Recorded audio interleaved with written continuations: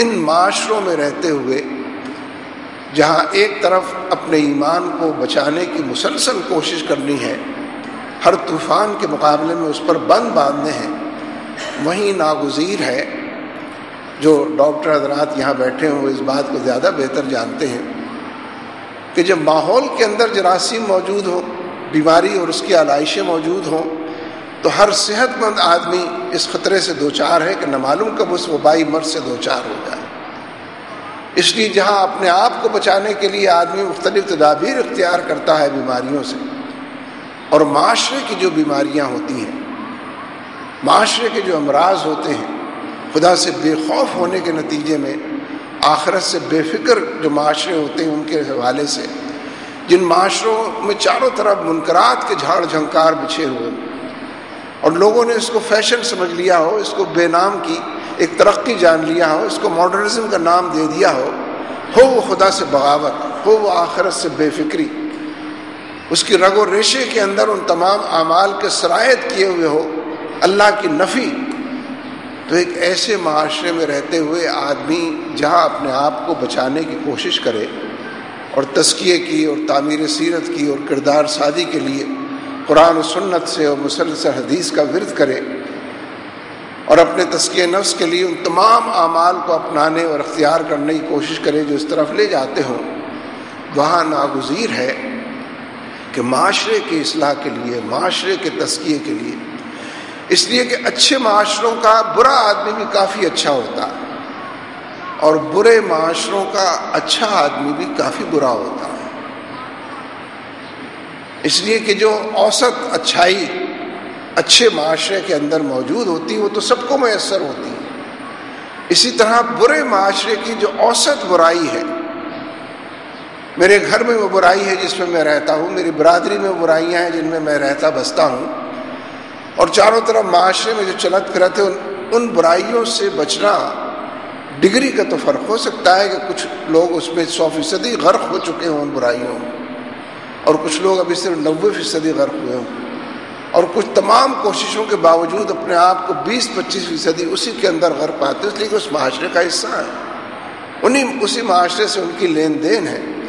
اس لیے اس پورے موضوع کے اندر جہاں سے میں نے بات کا آغاز کیا ہے، ناگزیر ہے کہ فرد اپنی اصلاح کے لیے اور تزکیے کے لیے بھی کوشاں ہو، اور اس کے لیے وہ تمام راستے اپنائے جائیں، اختیار کیے جائیں جو قرآن و حدیث اور سنت اور سیرت سے ثابت ہے، لیکن معاشرے کو اس کے حال پر چھوڑ دینا، اول تو اس کے اندر ایک پکڑ بھی ہے۔ ہر معاشرے میں اہل علم بھی موجود ہوتے ہیں۔ نبی اکرم صلی اللہ علیہ وسلم جمعے کے خطبے کے لیے تشریف لائے، اپنے منبر پر تشریف فرما ہوئے، اور آپ نے ارشاد فرمایا کہ ان لوگوں کا کیا حال ہوگا جو علم سے تہی دست اور تہی دامن ہیں، ہر حوالے سے گئے گزرے ہیں علم کے حوالے سے، لیکن اہل علم سے رجوع نہیں کرتے، جو دانش و بینش رکھتے ہیں، جو عمل کی دنیا کے بادشاہ سمجھے جاتے ہیں، ان کے دلوں پر، دروازوں پر دستک نہیں دیتے، ان سے سیکھنے سکھانے کے لیے کوشاں نہیں ہوتے، ان لوگوں کا کیا حال ہوگا؟ لیکن پھر آپ نے اگلی بات ارشاد فرمائی، اور آپ نے فرمایا کہ ان لوگوں کا کیا حال ہوگا جو اصحاب علم ہیں، دانش و بینش سے آراستہ پیراستہ ہیں، علم و فہم کے سارے دروازے ان کے لیے کھلے ہوئے ہیں، پورے سراپا کے اندر، تقسیم کے اندر اپنی علم کے ذخیروں کو سموئے ہوئے ہیں، لیکن جو لوگ علم سے تہی دست اور تہی دامن ہیں اور بے علم ہیں، ان تک علم کو پہنچاتے نہیں ہیں۔ ان کی دسترس میں سب کچھ موجود ہے، لیکن اوروں کی دسترس میں علم کو نہیں لاتے۔ اور پھر یہاں بالخصوص یہ بات کہ وہ علم کہ جس پر لوگوں کے نجات کا انحصار، وہ علم کہ جو لوگوں کو جنت اور دوزخ کی تفریق سکھاتا ہے، بدرجہ اولا اس علم کو تو پھیلانا چاہیے، لوگ جو دوزخ سے بچیں اور جنت کی طرف چلیں۔ آپ نے فرمایا کہ ان لوگوں کا کیا حال ہوگا جو اہل علم شمار ہوتے لیکن اس کے باوجود اپنے علم کو فروغ نہیں دیتے، لوگوں کی دسترس میں نہیں لاتے، اور لوگوں کے جہل کو، لا علمی کو، ناواقفیت کو دور نہیں کرتے۔ اس کے بعد نبی صلی اللہ علیہ وسلم نے ارشاد فرمایا کہ اگر ان دونوں طبقوں نے اپنے رویے کو درست نہ کیا تو میں عنقریب ان کے لیے اس دنیا میں بھی ایک سزا مقرر کرنے والا. مدینے کے ماحول میں اس خطبے کو لوگوں نے سنا تو خطبے کے بعد چمگوئیاں شروع ہو گئیں، اور بہت سے لوگوں کا خیال تھا کہ نبی صلی اللہ علیہ وسلم کا یہ ارشاد اس کو عموم حاصل ہے، ایک عمومی بات آپ نے ارشاد فرمائی، یہ سب کے لیے اس کے اندر سبق. لیکن ایک بڑی تعداد ایسے لوگوں کی بھی تھی جن کا خیال تھا کہ نہیں، اس کو عموم حاصل نہیں ہے، خصوص حاصل ہے. اور لوگ اشارہ کر رہے تھے اشرین کی طرف. حضرت ابو موسیٰ اشری رضی اللہ تعالیٰ عنہ کا قبیلہ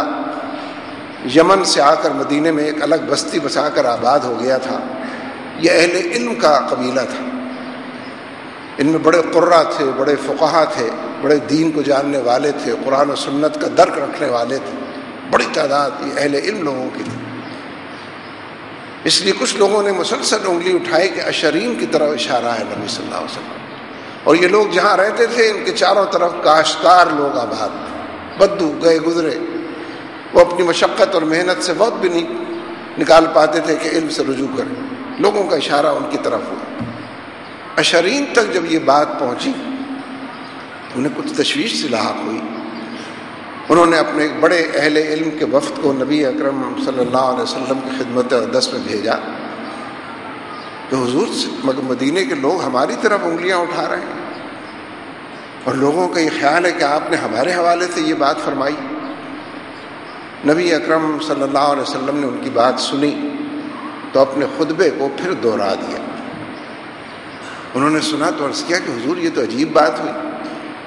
کہ دوسروں کے گناہ اور قصور کی پکڑ ہم سے ہوگی اور ہم سے پوچھا جائے گا.